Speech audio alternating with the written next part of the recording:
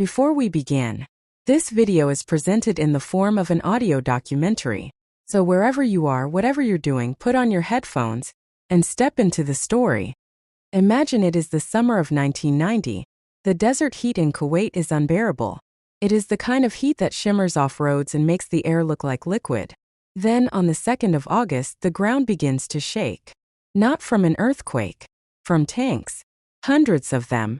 Iraqi armored divisions cross the border before dawn, and within hours, a sovereign nation ceases to exist. By morning, Kuwait is occupied. Its oil fields, among the richest on earth, are now under the control of Saddam Hussein. The world holds its breath. Within days, the United States begins deploying 500,000 troops to the Persian Gulf. Dozens of nations form a coalition. The United Nations issues ultimatums. Diplomats race between capitals. The threat of a regional war involving nuclear-armed powers looms on the horizon. Why? Why does the international community respond with such speed, such fury, such extraordinary military mobilization? Kuwait has a population smaller than many American cities. Its land area is barely larger than the state of New Jersey. The answer is not complicated. Beneath Kuwait's sand lies somewhere between 6 and 10% of the world's proven oil reserves. And beneath the combined territory of the Persian Gulf region lies more than half of all the oil on Earth. Control that oil, and you control the energy that moves every car, every airplane, every factory, every military vehicle on the planet. You control the plastic in every product, the fertilizer in every field, the heat in every home. Saddam Hussein understood this. The coalition that drove him out understood this. And you, whether you know it or not, live your entire life shaped by this single, dark, viscous truth. Oil does not just fuel your car. Oil built the modern world. Oil drew the borders of nations.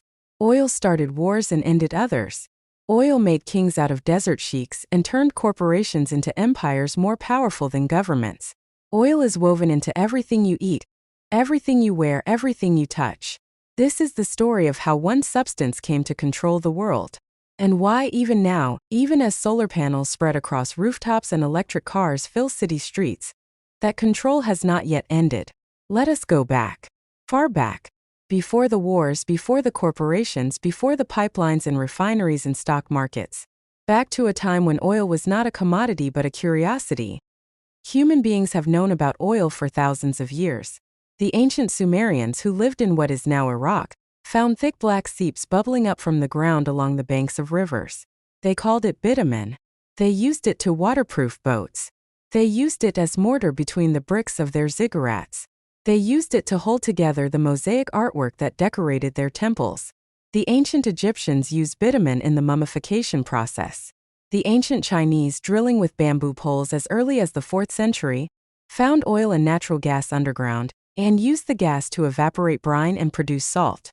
Oil seeped up in the jungles of Burma, on the shores of Trinidad, along the riverbeds of Pennsylvania.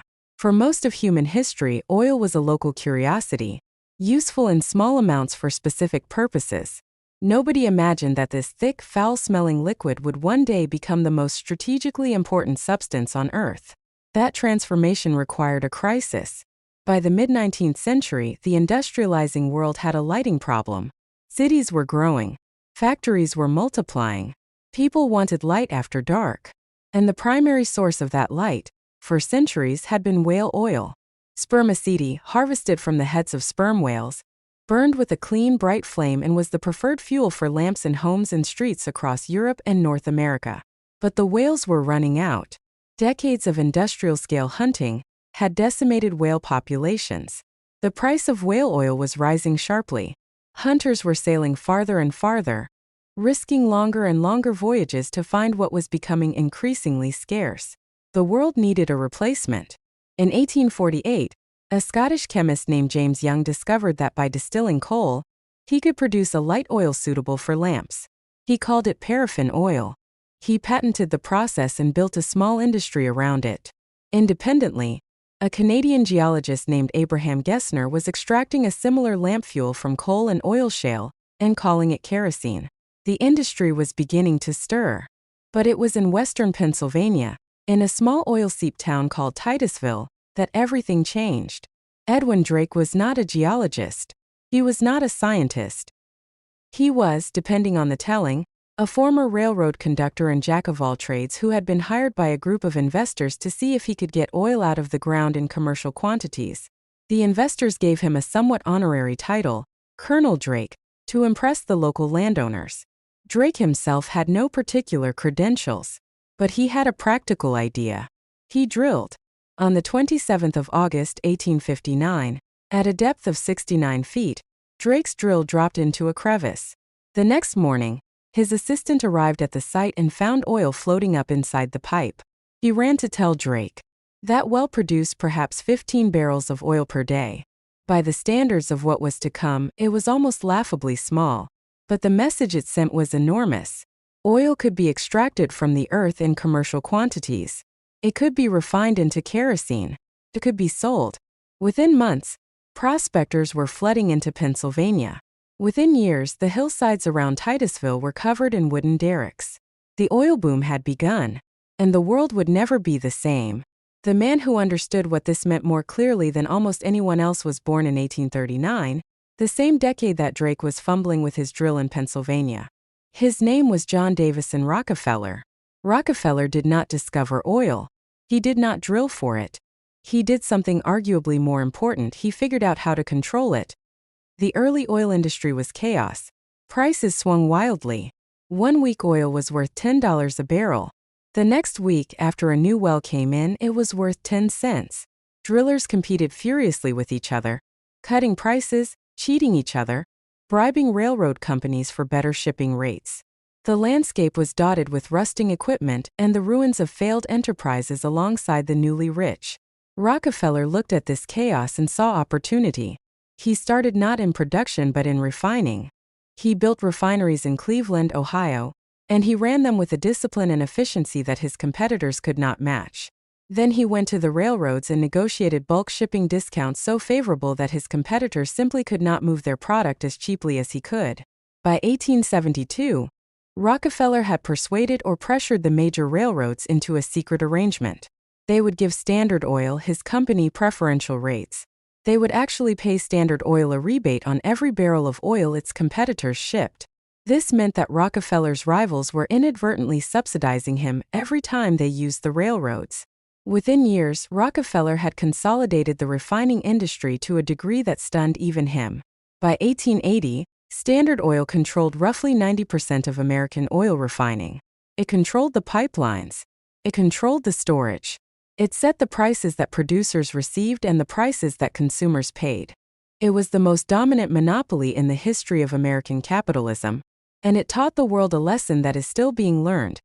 Whoever controls the infrastructure of oil controls almost everything downstream of it. Standard Oil was eventually broken up in 1911 by the United States Supreme Court, which ruled it violated antitrust law. But the irony was that the breakup made Rockefeller richer, not poorer. The individual successor companies, among them what eventually became ExxonMobil, Chevron, and others, turned out to be worth more together than the whole. And Rockefeller, who owned shares in all of them, watched his fortune grow. But something else was happening while Rockefeller was building his empire. Something that would transform oil from a commodity into a civilizational necessity. The internal combustion engine was being born. In 1885, a German engineer named Carl Benz built a three-wheeled vehicle powered by a gasoline engine. It was slow, noisy, and terrifying to everyone who saw it. Within a decade, a handful of engineers in Germany, France, and the United States were building similar machines. They were toys for the wealthy at first, expensive novelties. But by the early 20th century, Henry Ford had changed the equation. Ford did not invent the automobile, but he invented the system for making it affordable. His assembly line at the Highland Park plant in Michigan could produce a Model T in just 93 minutes by 1914. The price fell steadily. By the early 1920s, the Model T cost less than a horse and carriage. Suddenly, oil was not just a lamp fuel. It was the fuel of the future. Gasoline, which had previously been a waste product that refiners sometimes dumped in rivers because nobody wanted it, became the most valuable product on Earth. The world was changing faster than anyone could track. In 1900, there were perhaps 8,000 automobiles in the United States. By 1920, there were 8 million. By 1930, there were 23 million. Every one of them needed gasoline. Every road they drove on needed asphalt, another petroleum product. Every tire they rolled on was made with oil-derived chemicals. And it was not just cars. Airplanes appeared after 1903 and ran on petroleum fuel. Diesel engines replaced steam in ships and locomotives. Heating oil replaced coal in millions of homes. Petrochemicals began producing fertilizers, plastics, synthetic fibers, pharmaceuticals. The modern world was being assembled piece by piece from oil. And this transformation was not lost on the most powerful governments on earth. The British Empire understood it first and most viscerally. In 1911, Winston Churchill was appointed First Lord of the Admiralty, responsible for the Royal Navy, which was then the most powerful naval force on Earth. The Navy ran on coal. British warships were fast, powerful, and coal-fired. Britain had enormous coal deposits at home. It was self-sufficient in fuel. But Churchill looked at the new oil-powered ships that Germany and the United States were beginning to build, and he saw the future. Oil gave ships greater range. It allowed faster refueling. It was more efficient. The Navy had to convert. The problem was that Britain had no oil. Not at home. Not in its immediate sphere. Churchill made a decision that would have consequences stretching to the present day. He argued that the British government should take a controlling interest in a company called the Anglo-Persian Oil Company, which had struck oil in what is now southwestern Iran. In 1914, the British government purchased 51% of Anglo-Persian. That company later became BP. The logic was cold and clear. If oil was going to power the military machines of the 20th century, then control of oil fields was a matter of national survival, not just economics. Churchill said it plainly. Safety and certainty in oil lie in variety and variety alone. Britain was not the only power to reach this conclusion. Germany reached it too. And this brings us to the wars. The First World War, which began in 1914 and ended in 1918, was largely a coal and horse war. Steam-powered trains moved troops and supplies. Horses pulled artillery. But oil was already making its presence felt. Motor trucks, airplanes, and the new armored vehicles that the British introduced in 1916 all required petroleum. By the end of the war, the Allied commander Ferdinand Foch said something that became famous in strategic circles. The war had been won on a flood of oil. The British and French and Americans had access to oil.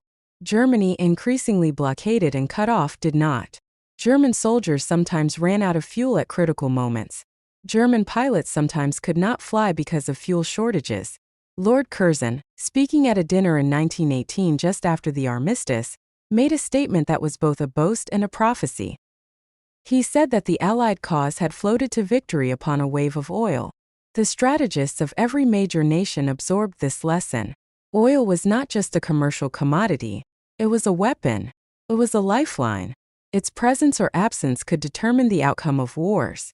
And so between the two world wars, the great powers competed with increasing intensity for access to oil fields. The map of the Middle East, which had been redrawn by the collapse of the Ottoman Empire after World War I, was drawn largely according to who had oil and who wanted it. Britain and France divided up the former Ottoman territories partly based on where the oil might be. The borders of Iraq, Syria, Jordan, Lebanon, and Palestine were not drawn by the people who lived there. They were drawn by European powers whose primary concern was strategic control of resources. The people living within those borders would spend the rest of the 20th century and into the 21st dealing with the consequences. But the Second World War showed, more dramatically than anything before it, what happens when a major military power cannot secure its oil supply. Adolf Hitler came to power in 1933 with grand ambitions for German expansion. But Germany had almost no domestic oil. What it had was coal. And German chemists had developed processes for synthesizing fuel from coal. But synthetic fuel was expensive, slow to produce, and still insufficient for the kind of war Hitler envisioned. Germany needed oil. Real oil. And in Europe, there was only one significant source. The Romanian oil fields around Ploiești. Germany secured access to Romanian oil in the late 1930s through economic and political pressure. But it was not enough. Hitler's generals knew, and Hitler himself knew, that Germany's war machine was living on borrowed time with its existing fuel supply. This is why Operation Barbarossa, the German invasion of the Soviet Union launched in June 1941, was partly an oil war.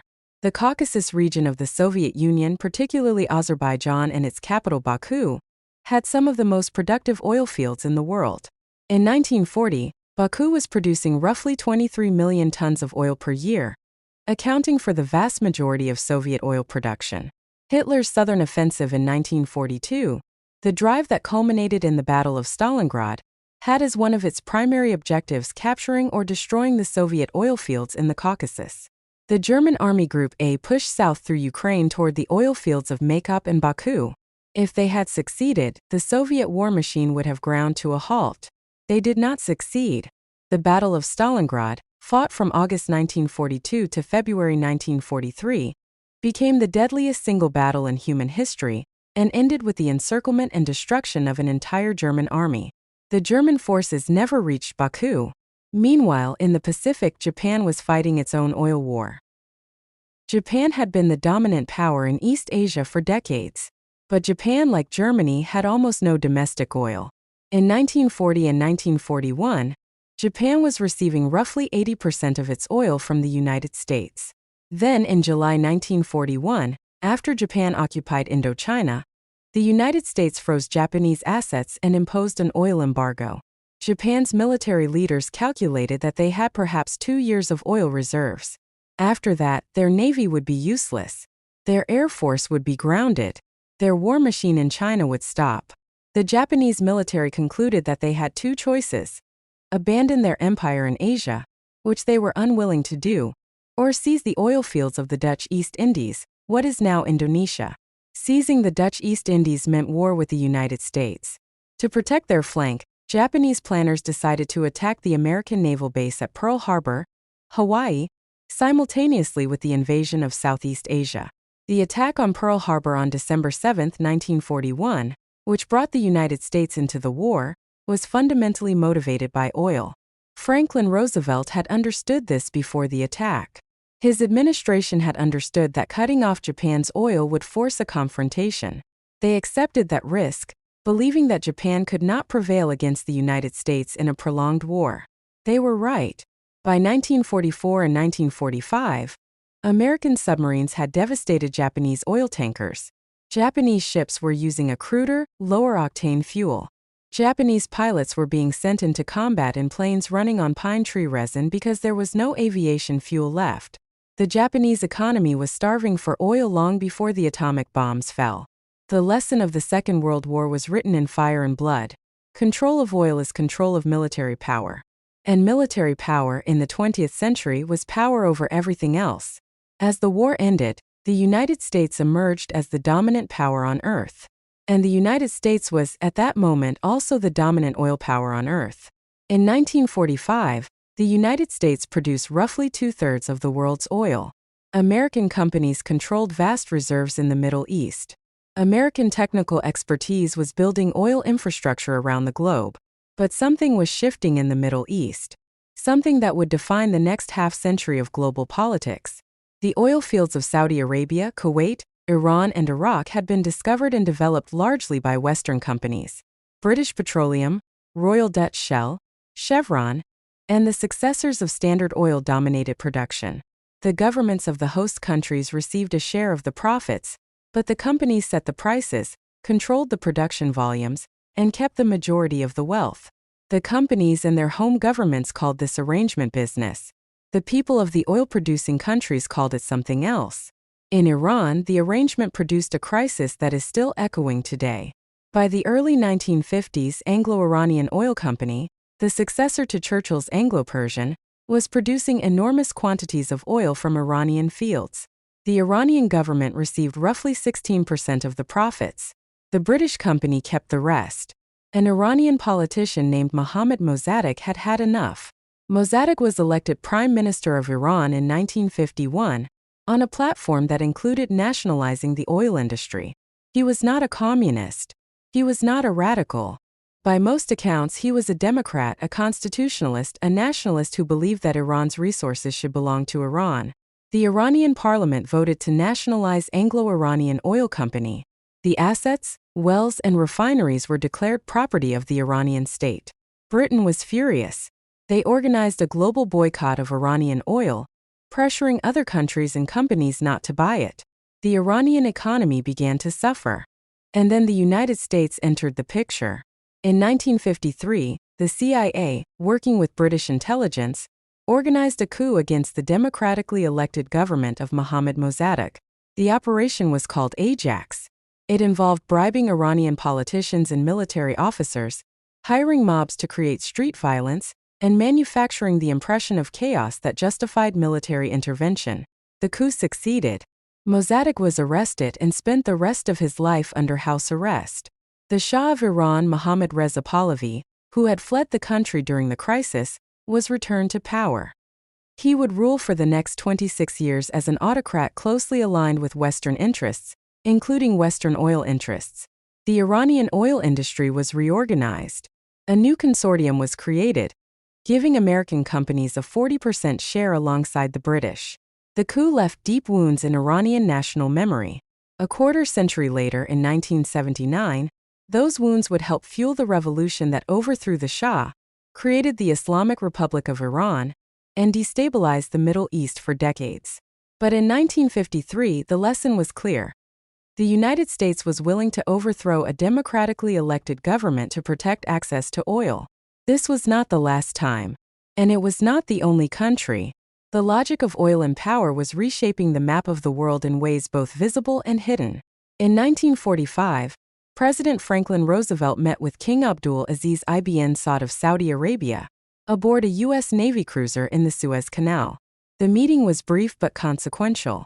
The agreement, forged, though never written in a single document, became one of the most important strategic understandings of the 20th century.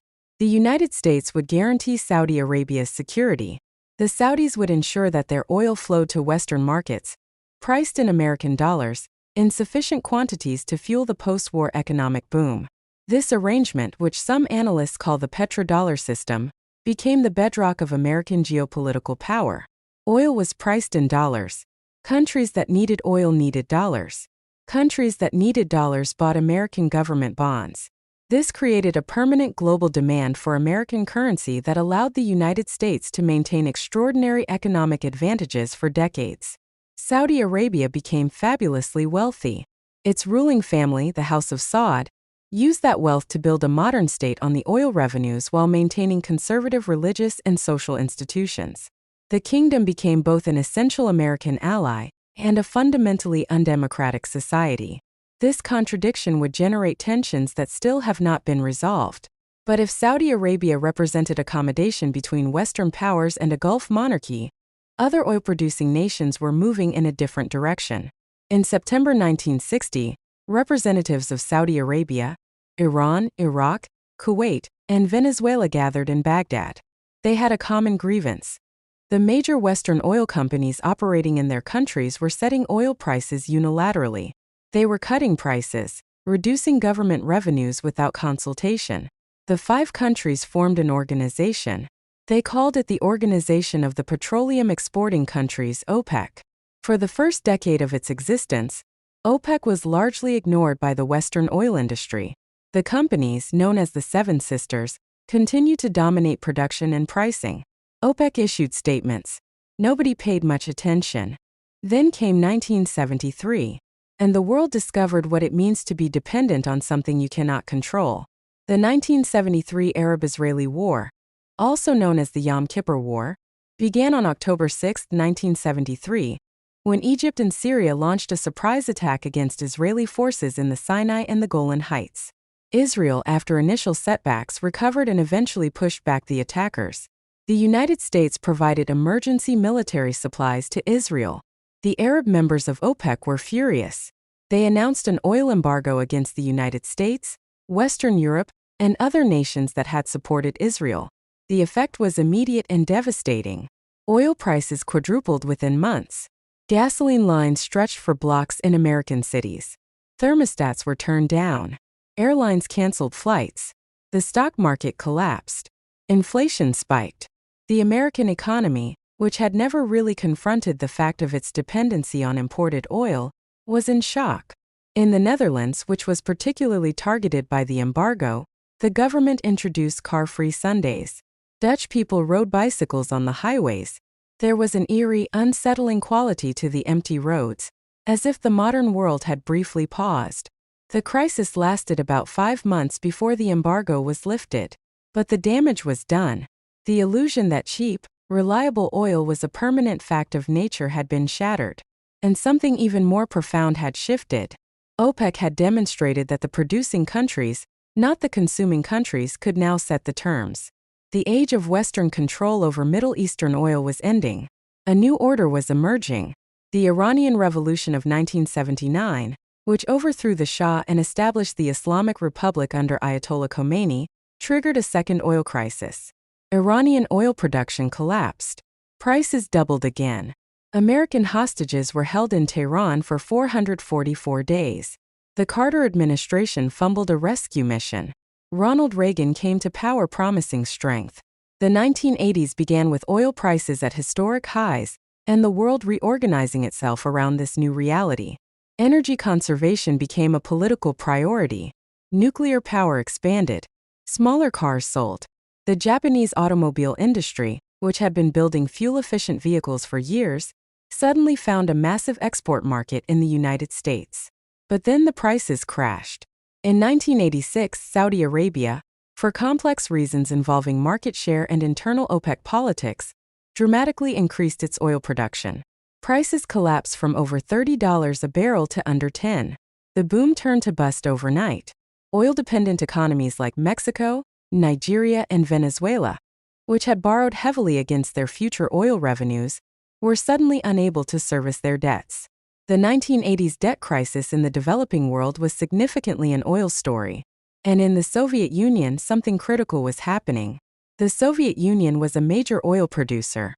In the 1970s, oil revenues had propped up the Soviet economy, allowing the government to import grain, consumer goods, and technology from the West, while maintaining its enormous military establishment. When oil prices collapsed in the mid-1980s, Soviet revenues fell dramatically. The government could no longer subsidize the failing agricultural and industrial sectors. It could no longer maintain the satellite states of Eastern Europe at the same cost. Mikhail Gorbachev, who came to power in 1985, introduced reforms partly because the economic crisis left him no choice. Some historians argue that falling oil prices in the 1980s, partly engineered or at least welcomed by the Reagan administration, contributed significantly to the collapse of the Soviet Union in 1991. Others say this overstates the case, and that the Soviet system had internal contradictions that made its collapse inevitable regardless. What is certainly true is that oil prices and the Soviet collapse were deeply connected. And the world that emerged from the Cold War was a world where oil remained the central commodity of global power. Let us pause for a moment and think about what it actually means to say that oil controls the world. Because this phrase risks becoming abstract, a slogan, a rhetorical flourish. So let us make it concrete. Let us think about your day. You wake up this morning in a house or apartment. The building itself was constructed with machinery that runs on diesel. The steel in its frame was produced in a furnace that used petroleum-based coking coal or fuel oil. The plastic pipes inside the walls are made from petrochemicals. The paint on the walls contains petroleum derivatives. The synthetic fibers in your carpet and your furniture are petrochemical products. You shower. The soap and shampoo contain petrochemical surfactants. The plastic of the bottles, the plastic of the shower curtain, the rubber seal of the showerhead, all petroleum products. You dress. If your clothes are synthetic, polyester, nylon, spandex, they are made directly from petroleum. Even cotton and wool, which are natural fibers, were grown or raised on farms that use petrochemical fertilizers, petrochemical pesticides, and machinery that runs on diesel. You eat breakfast. The fertilizer that grew your grain was almost certainly produced using natural gas through a process called the Haber-Bosch method. The pesticides that protected your fruit from insects are petrochemical products. The food was transported to your grocery store in diesel trucks. The packaging is plastic or plastic-lined paper. You drive to work, or you take a bus, or you board a plane for a trip. All of these run on petroleum or on electricity generated significantly by natural gas, which is fossil fuel's close cousin.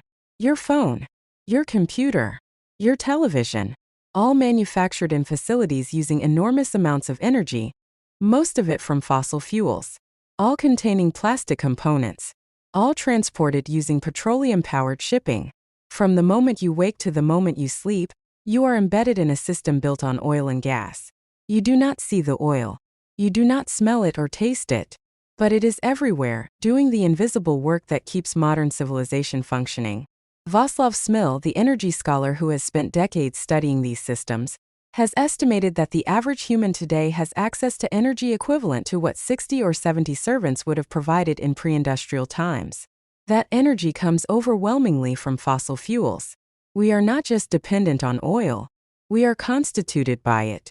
The size of our cities, the nature of our food systems, the density of our populations, none of it would be possible without the energy that oil provides. This dependency is not accidental. It was built, deliberately and incrementally, over more than a century by some of the most powerful economic and political forces in history. The rise of the major oil companies is one of the most extraordinary stories in the history of capitalism. After the breakup of Standard Oil in 1911, the successor companies did not wither. They thrived. And they were joined by others. Royal Dutch Shell, formed by the merger of a British and Dutch company in 1907. British Petroleum, which grew from the Anglo-Persian Oil Company. Gulf Oil, Texaco, Saucony Vacuum. These companies, along with Shell and BP and the Standard Oil successors that became Chevron and ExxonMobil, became known informally as the Seven Sisters. By the mid-20th century, these 7 companies controlled roughly 85% of the world's known oil reserves. They employed armies of workers, geologists, engineers, lawyers, and lobbyists. They operated in dozens of countries. Their revenues dwarfed the budgets of most national governments, and they were not passive economic actors. They were active political forces. In Iran, as we have seen, they worked with governments to overthrow a nationalist leader who threatened their profits. In Venezuela in the 1940s and 1950s, they negotiated concession agreements that kept the lion's share of oil revenues out of Venezuelan hands until a series of political battles gradually shifted the balance. In Saudi Arabia, they built the physical infrastructure of a kingdom, the roads, the pipelines, the ports, while extracting enormous wealth.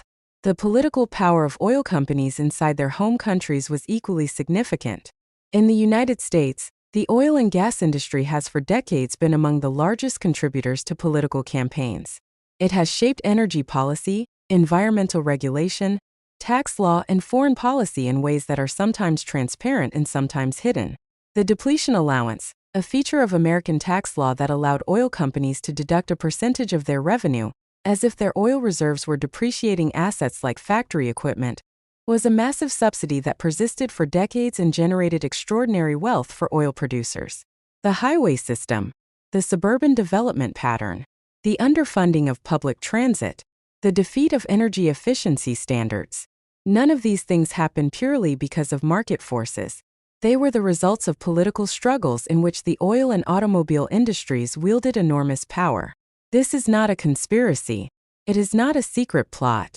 It is simply the exercise of wealth and influence in a political system. But the cumulative effect has been to build a world that runs on oil in a way that makes alternatives difficult to introduce. There is a concept in economics called path dependency. The idea is that once a system starts down a particular path, the infrastructure, the habits, the investments, and the political arrangements built around that path make it very hard to change direction, even if a better path becomes available. The 20th century built civilization on a petroleum path. Cities were designed for cars. Suburbs required cars. Farms required fertilizers and pesticides. Shipping required diesel. The entire architecture of modern life was built assuming cheap and abundant oil. Even as the environmental consequences of that choice became increasingly clear, the inertia of those investments made change agonizingly slow. The oil industry knew the consequences earlier than the public did. Internal documents from Exxon, reviewed by journalists and researchers beginning in the mid-2010s, showed that the company's own scientists had understood and accurately modeled the relationship between carbon dioxide emissions and global warming, as far back as the 1970s and 1980s. Their projections were sophisticated and largely correct. The company's response was not to warn the public, or to begin transitioning its business. It was, according to investigators and journalists who reviewed the documents, to fund public doubt, to support organizations and politicians who cast doubt on the scientific consensus. to delay, as long as possible, the political reckoning that action on climate change would require. The details of this remain contested in legal courts and public debate. Exxon and other companies have disputed the characterizations. But what is not in dispute is that the scientific evidence for human-caused climate change is overwhelming, that the burning of fossil fuels is its primary driver, and that the world has been slow to act.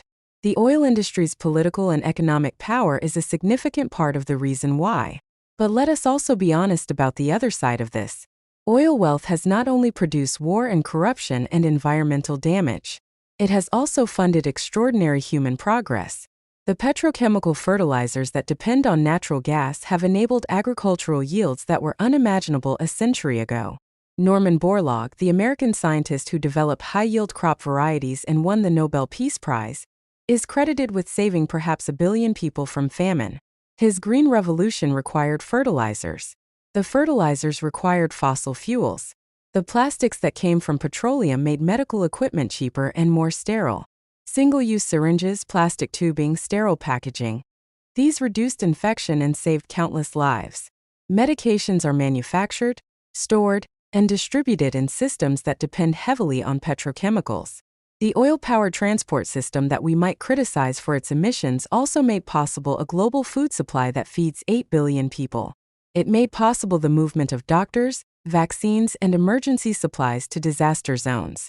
It made possible the economic integration that has, despite its many failures, lifted billions of people out of extreme poverty over the past several decades. The story of oil is not a simple story of villains and victims. It is a story of enormous human ingenuity applied to an extraordinary resource, at a cost that is only now being fully reckoned. The question is not whether oil did harm. It clearly did. The question is whether the harm could have been managed better, at different turning points in history with different political choices. And the answer to that is almost certainly yes. Let us talk about OPEC more carefully because OPEC is one of the most consequential organizations in the history of the global economy, and it is widely misunderstood. OPEC is often described as a cartel. This is technically accurate. It is an organization of producers that coordinates production levels to influence price. But the word cartel carries connotations of sinister manipulation that obscure a more complicated reality. The original purpose of OPEC was straightforward: to give producing countries more leverage against the multinational oil companies that had, for decades, dictated the terms under which their resources were extracted. In the 1950s and 1960s, when OPEC was founded, the Seven Sisters set oil prices unilaterally. They reduced prices in 1959, cutting the revenues of producing countries without consultation. OPEC was a response to this power imbalance. The organization gave producing countries a collective voice.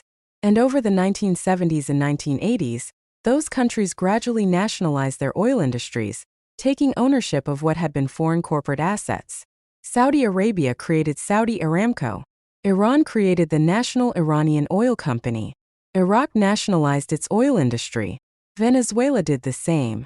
This was a significant shift in global economic power.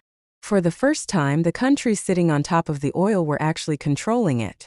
The age of Western corporate domination of Middle Eastern and Latin American oil was ending. But power does not arrive without complications. OPEC's ability to coordinate is limited by the divergent interests of its members. Saudi Arabia, with enormous reserves and a relatively small population, can afford to think in decades. It wants stable, moderately high prices that do not cause consuming countries to aggressively develop alternatives.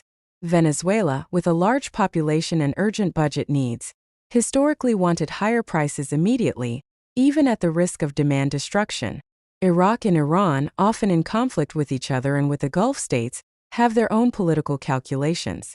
The cartel disciplines have repeatedly broken down. Members have cheated on their production quotas. Rivalries and wars have disrupted coordination. Saudi Arabia has sometimes acted unilaterally, flooding the market to punish rivals or protect market share. The entry of new producers outside OPEC, Norway, the United Kingdom in the North Sea, Russia, and most dramatically the United States in the shale revolution of the 2000s and 2010s, has further complicated OPEC's ability to control global prices. The shale revolution deserves a moment of attention because it changed the geopolitical landscape in ways that few predicted. In the 1990s and early 2000s, American geologists and oil entrepreneurs were working on a problem that had seemed insurmountable. The United States had vast deposits of oil and natural gas locked in tight rock formations, shale, sandstone, and other low-permeability formations that conventional drilling could not access. The oil and gas was there. It was just unreachable.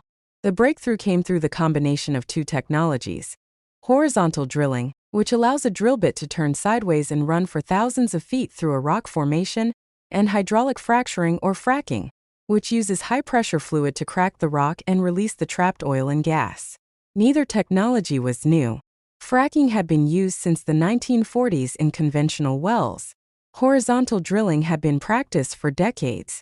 But in the late 1990s and early 2000s, entrepreneurs like George Mitchell refined and combined these techniques in a way that made tight oil and shale gas economically viable on a large scale. The results were staggering. Between 2008 and 2018, U.S. oil production roughly doubled, from about 5 million barrels per day to more than 10 million. By 2019, the United States was producing more oil than any country in history, surpassing both Saudi Arabia and Russia. America, which had been importing nearly 60% of its oil in the mid-2000s, became energy self-sufficient. The geopolitical implications were enormous. The leverage that Middle Eastern producers had over American foreign policy began to diminish. The energy crises of the 1970s, which had been so traumatic, seemed increasingly distant. American politicians who had for decades spoken of the need to reduce dependence on foreign oil finally had a realistic argument that this goal was achievable. But the fracking revolution also brought costs. Communities near drilling operations reported contamination of groundwater. The process requires enormous amounts of water. Flaring of natural gas, simply burning off the gas that comes up with the oil because there is no infrastructure to collect it, has released massive amounts of greenhouse gases. Fracking operations have been linked to increased seismic activity in areas that previously rarely experienced earthquakes. And perhaps most importantly, the shale boom was fueled by cheap debt. Companies borrowed heavily, betting on oil prices remaining high. When prices fell, many went bankrupt.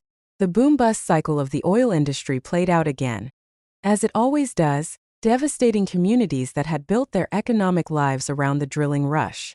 To understand how oil controls the world, you also need to understand how oil is priced. Because the price of oil is one of the most watched numbers on Earth. It influences the inflation rate in every country. It shapes the fortunes of governments and corporations. It determines whether filling your car costs $20 or $100. Oil is traded on commodity markets.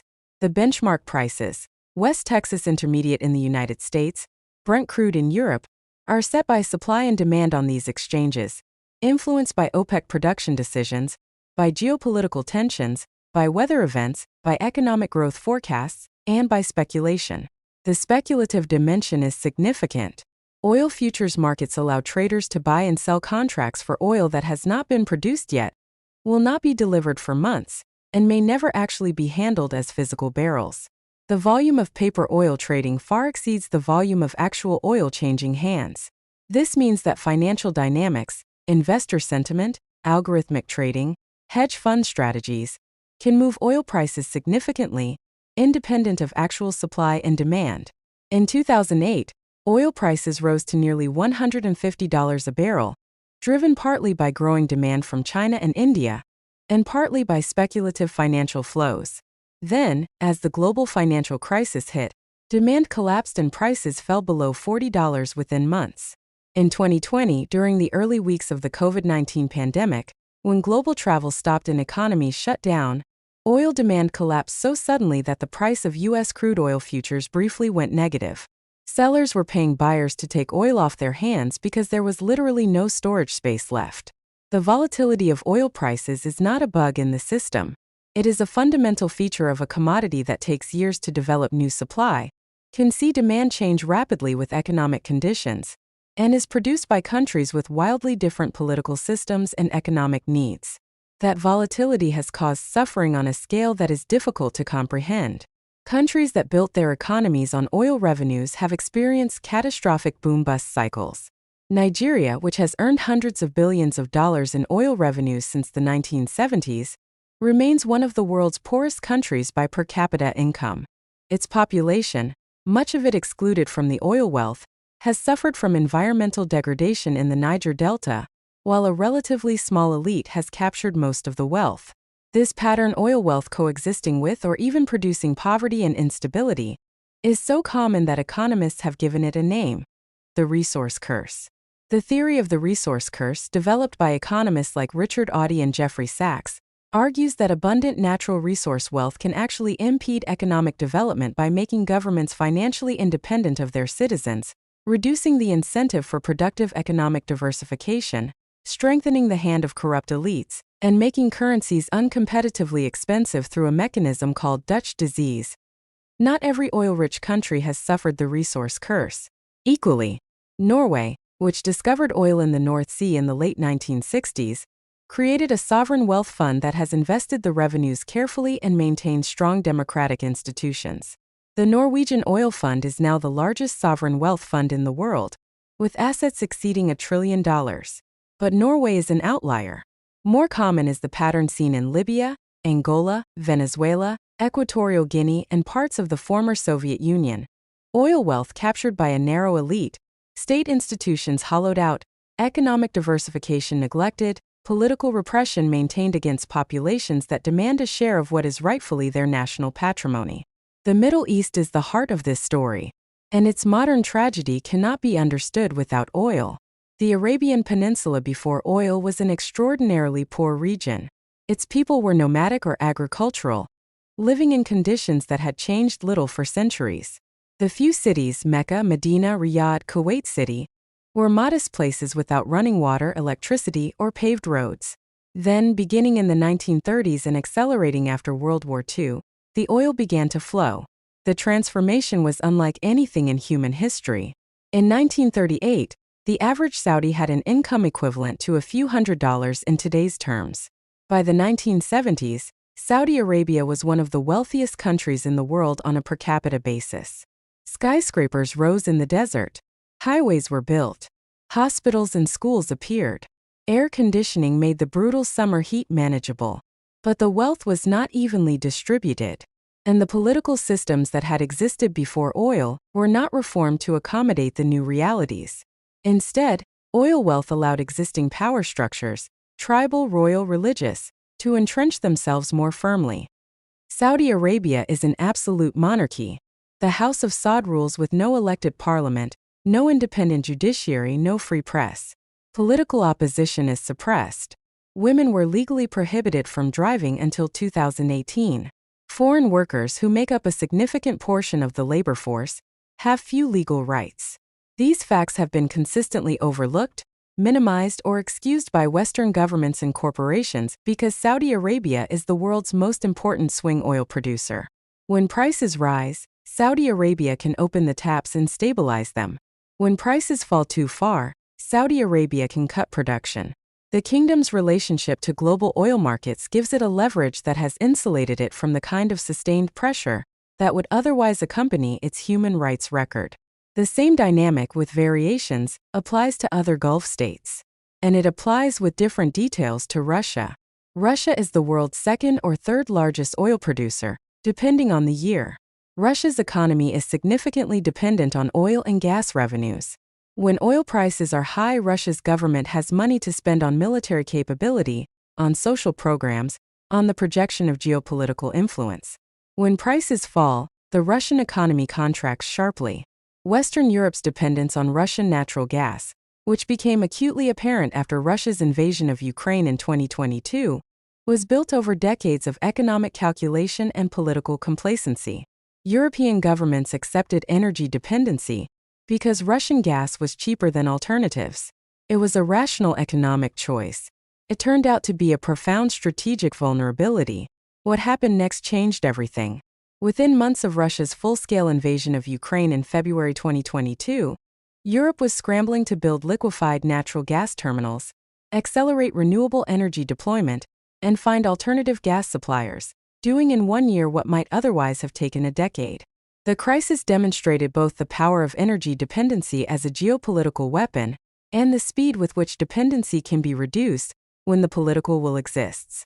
Let us talk about climate change, because it is impossible to tell the story of oil honestly without confronting what the burning of oil, coal, and gas has done to the planet's atmosphere. The basic science is not complicated, though its implications are profound. Carbon dioxide is a greenhouse gas.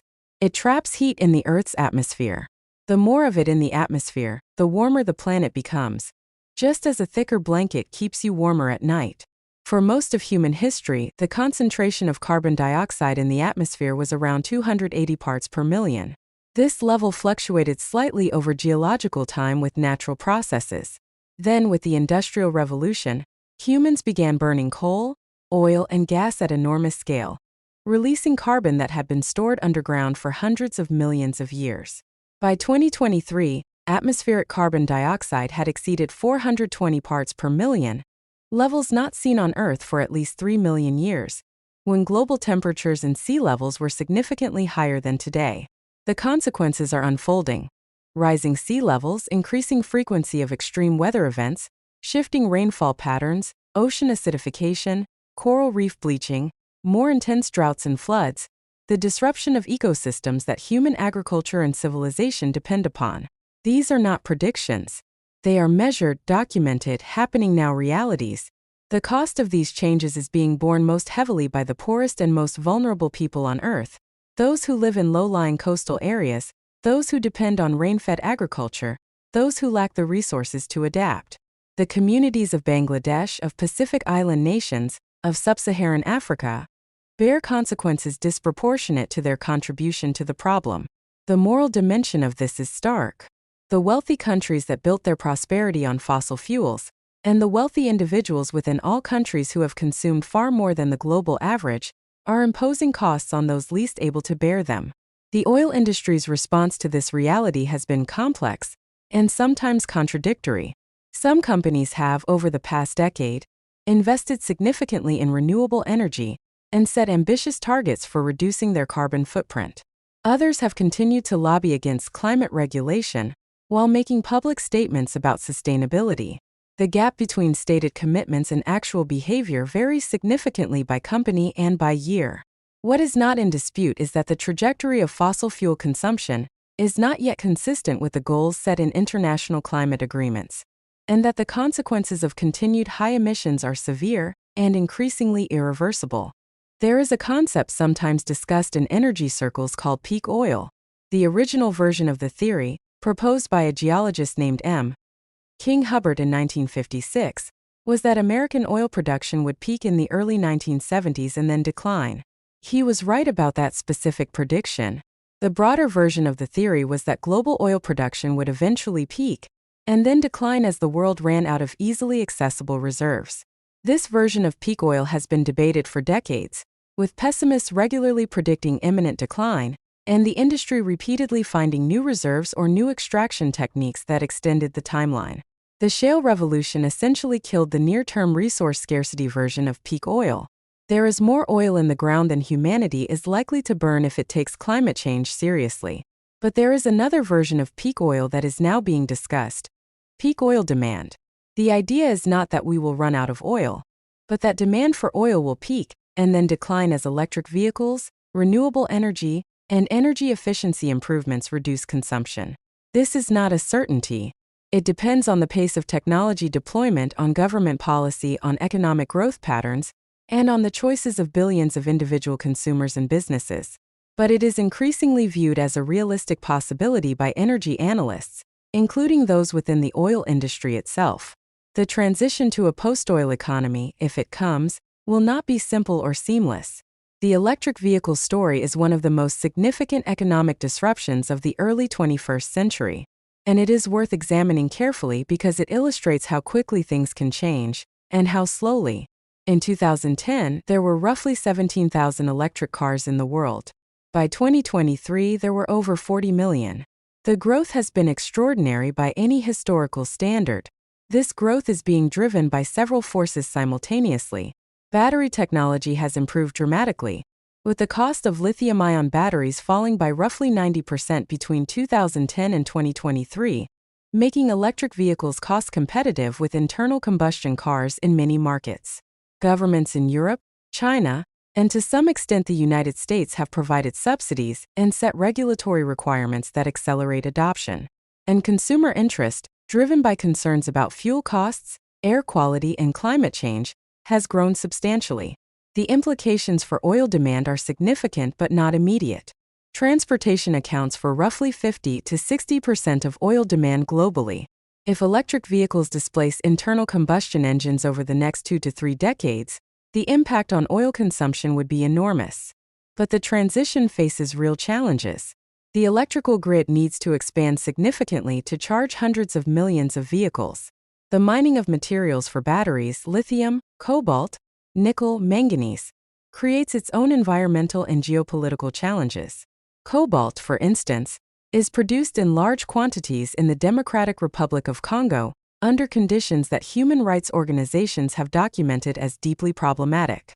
The infrastructure challenge is particularly acute in developing countries, which are growing their vehicle fleets fastest but have the least developed electrical infrastructure. And oil is not just transportation. Even in an aggressive electric vehicle scenario, oil demand from aviation, shipping, petrochemicals, and other industrial uses would remain substantial well into the middle of the century. The oil industry, for its part, is not standing still. Major companies have been diversifying into renewable energy, positioning themselves as energy companies rather than oil companies. Shell, BP, and Total Energies have all announced significant investments in wind, solar, and other renewables, though the scale of those investments relative to their core oil and gas business remains a subject of ongoing scrutiny. Saudi Arabia, meanwhile, is investing heavily in economic diversification through its Vision 2030 program, explicitly acknowledging that the era of oil-based development has a finite timeline. The Saudis are building entertainment districts, technology parks, and tourism infrastructure in a race to build an economy that can survive the energy transition. Whether they succeed, and on what timeline, is one of the most consequential open questions of the next several decades. Let us zoom out one final time. You have now traveled with this story from the ancient Sumerians caulking their boats with bitumen to the electric vehicle charging points in modern cities. From Drake's humble well in Pennsylvania to the skyscrapers of Riyadh and Houston. From the trenches of World War I to the pipelines of Siberia. What have we learned? We have learned that oil is not just an energy source. It is a system of production and refining and distribution and finance and politics, with roots that go deep into the structure of the modern world. We have learned that control of this system has always been contested, between nations and corporations, between producing countries and consuming countries, between elites within oil states and the populations that share the land beneath which the oil lies, between the present generation that profits from burning oil and the future generations that will inherit the consequences. We have learned that the line between oil and war is often direct and short, that the decisions made in capitals about pipelines and sanctions and production quotas can set in motion events that kill people, displace communities, and redraw the maps of nations. We have learned that dependency is not inevitable, but it can become so entrenched that it feels like nature. That the world was not always built around oil. It was built around oil by choices, and choices can be unmade. And we have learned that the transition away from oil, which is now genuinely underway, is not simply a technical challenge. It is a geopolitical challenge, an economic challenge, a moral challenge, because it involves redistributing power from those who have built their wealth and influence on oil to a new set of actors. And those who hold power rarely give it up easily. Here is the unsettling truth that this story leaves us with. The same strategic logic that drove Churchill to purchase Anglo-Persian in 1914, that drove Roosevelt to meet with Ibn Saud in 1945, that drove the CIA to overthrow Mossadegh in 1953, that drew the coalition to Kuwait in 1990, that logic has not gone away. It has merely acquired new dimensions. The materials required for renewable energy, lithium for batteries, rare earth elements for wind turbines and electric motors, silicon for solar panels, are concentrated in specific geographic locations, just as oil is. They will be the subject of the same strategic competition, the same corporate maneuvering, the same geopolitical pressure that oil has generated for a century. China currently dominates the processing of many of these materials. Bolivia holds the world's largest known lithium reserves. The Democratic Republic of Congo holds 60% of the world's cobalt reserves. These facts are already reshaping alliances, investment patterns, and strategic calculations in capitals around the world. The energy transition does not end the competition for strategic resources. It changes the resources being competed for. And the legacy of the oil era, the climate change already baked in, the political systems distorted by oil wealth, the communities and ecosystems damaged by a century of extraction, will not disappear when the last oil well is capped. The world oil built will live on. In the chemicals in our bodies, in the carbon in our atmosphere, in the borders drawn by oil-era powers, in the political systems shaped by oil revenues, in the infrastructure that will take generations to replace. But here is what else this story teaches. The world has changed before, faster than anyone thought possible. The shift from horses to automobiles happened in a single generation. The electrification of the world happened within a few decades. The rise of the internet transformed communication, commerce, and culture in less time than it takes for a child to grow up. The structures that seem permanent rarely are. The empires built on oil seemed permanent in 1950. Standard Oil seemed permanent in 1900. The Ottoman Empire seemed permanent in 1900 and was gone by 1922. The question is not whether the oil era will end. It will. The question is whether the transition can happen fast enough to avoid the worst consequences of climate change, whether it can happen in a way that is less violent and exploitative than the oil era itself, and whether the extraordinary wealth and talent that humanity has demonstrated in building a world on oil can be redirected toward building a world that can sustain itself. That is not a question with a predetermined answer. It is a question that your generation will answer. Through the policies it demands, the technologies it develops, the companies it builds and the ones it refuses to fund, the leaders it elects and the ones it holds accountable, the consumption choices it makes and the systems it insists on changing. The story of oil is, in the deepest sense, a story about power. Who has it? Who wants it? Who suffers for it? Who profits from it? Power does not disappear. It transforms.